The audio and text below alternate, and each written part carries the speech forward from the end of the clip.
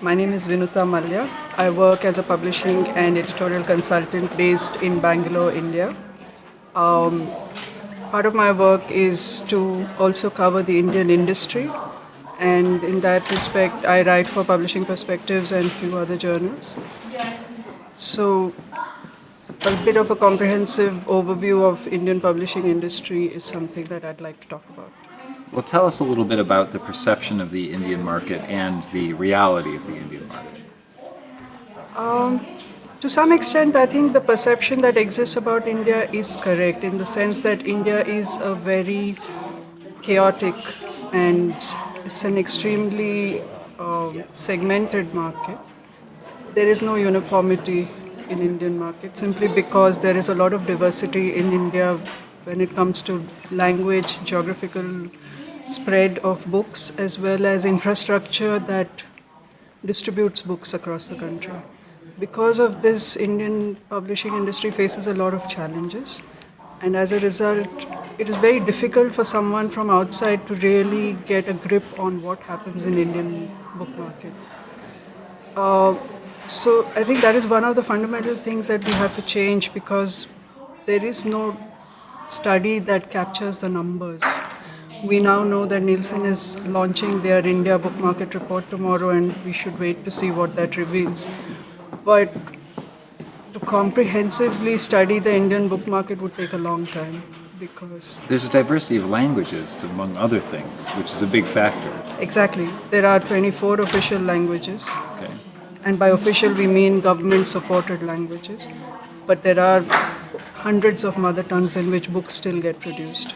So because of that, that adds to and what the world knows from outside is really what is being produced in English. Very little of the literature that is being generated in Indian languages even comes up to the global stage because there aren't enough people representing rights for these language authors. There aren't ways for editors to find these authors from outside India. So that is again Is there a language trade is there a rights trade amongst the languages themselves within India? very little.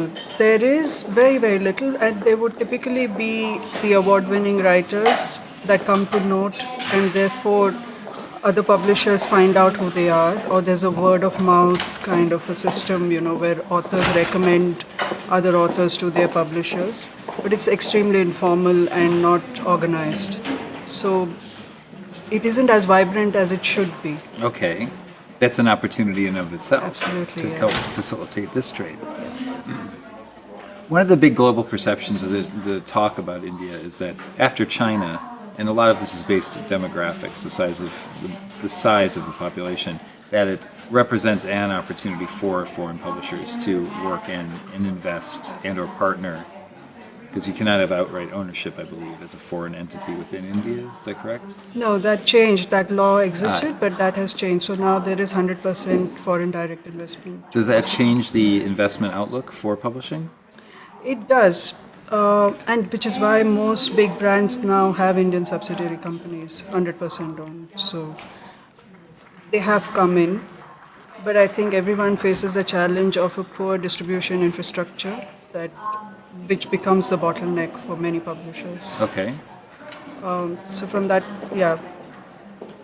So there is an opportunity because there are readers in English.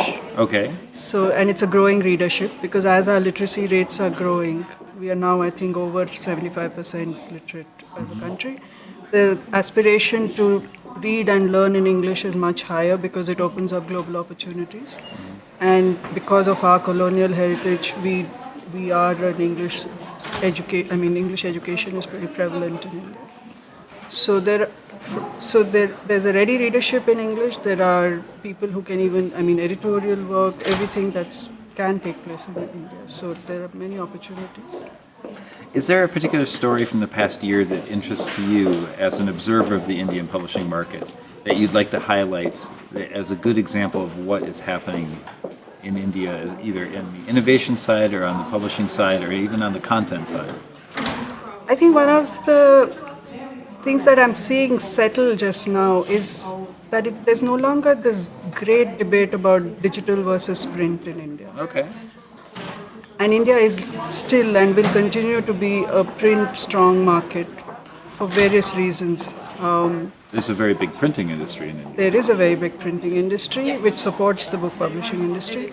But not just that, it's also because the way things are organized, the way people respond to technology, it's much slower. We are a more, I mean, in the sense, smartphones are pretty much, almost everyone owns a smartphone. Ubiquitous. Yes. Yeah. But whether people will invest in e-readers, that's a big question because they're they're not multi-use devices. So it's a price-sensitive market in that sense. So in this, when it comes to e-reading Yeah. versus print, that debate is now not as strong as it used to be. And I think we are moving towards a hybrid model. Most publishers I speak to say that even today their e-book sales are not crossing 2 to 3% of total sales. So that means it's not really picking up at the pace that one had imagined 2 3 Right. years ago. So I feel that people are now accepting that we are going to be a hybrid market for reading. You don't anticipate a hockey stick effect, which is what we saw in North America, How do you mean? with a very, very kind of very, very, very slow growth and then a sudden surge. I don't expect that. There's nothing that points to that yet. There's no trends that signal that as yet. And since we're talking largely to an international publishing community, is there one or two, or are there one or two best practices that you as a consultant often recommend to your clients when dealing with the Indian market, either as an export market or as an export market? Oh, this is a big question. I think what I would advise any foreign publisher trying to work with India is to really come with a very flexible option. Okay. Because it's not organized the way that more developed markets are. So you must come in and want to learn about the market than come in with fixed ideas about what you want to put into the market. You can't impose your own You system. cannot, yeah, because India has its own way of working, and until you understand that, it's difficult for you to really bring. And because there's so many good ideas out there that would work in India, but are just not really coming in, I think that what's missing is this understanding, this bridge Right. of how it can be made localized for India's needs, and that's where I think Localized knowledge and localized implementation. exactly. And as an export market, what do you feel India's potential is? Is it living up to its potential as an export market based on what's being produced in India? No, I think the quality of books produced for the we are exporting a lot to African countries. That's been around for a long time. Especially textbooks. Okay. Southeast Asia and Africa, we do export a lot of it. But in terms of other kinds of, book exports, printed product exports, yeah, but books specifically, not so much. Not so much.